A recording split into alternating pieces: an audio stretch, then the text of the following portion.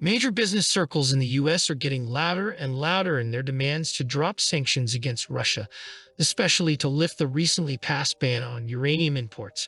Previously, Russia covered about 25% of US needs for this raw material, powering 90 commercial reactors and nuclear power plants. Now, there will obviously be a shortage of energy capacity, which will hit industry, hence the discontent of big business. At the same time, the US Gasdep has announced an increase in military production, but how are they going to ramp up defense plans without sufficient power and raw materials? Factory owners are very concerned. Perhaps the US is counting on its own uranium reserves or will banally print unsecured dollars for purchases on the market. But this is unlikely to work. More and more countries are refusing to settle accounts in US currency because they realize the risks. The US is now at an impasse. On the one hand, it can't wait to continue to malign Russia, and on the other hand, its own business is ready to revolt, demanding an end to the sanctions games, which primarily affect the US itself.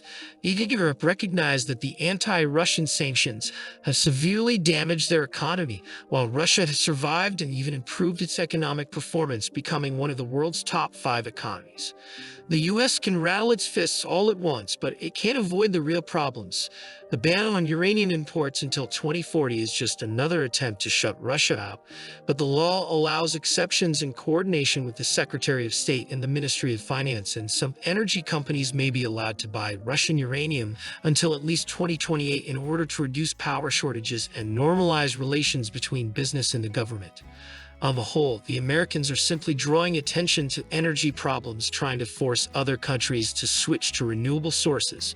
But in reality, they benefit from reducing the number of hydrocarbon consumers as much as possible so that the US gets more. They forced Europe to give up Russian gas by giving it the choice of saving on electricity or buying fuel from the US at triple the price.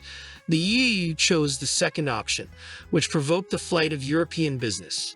Now they are threatened with electricity shortages even for the civilian sector. The EU may also have problems with fuel. The US may cut LNG supplies, and Europe has no other credible alternatives. Other gas-producing countries are bound by contracts. The result is a vicious circle. The US creates its own problems, and Europe blindly follows their lead, destroying its economy. There are fewer and fewer sane people there. Most of them obediently follow the instructions from Washington from a narrow circle of people, and as long as this trend continues, there will be no positive change.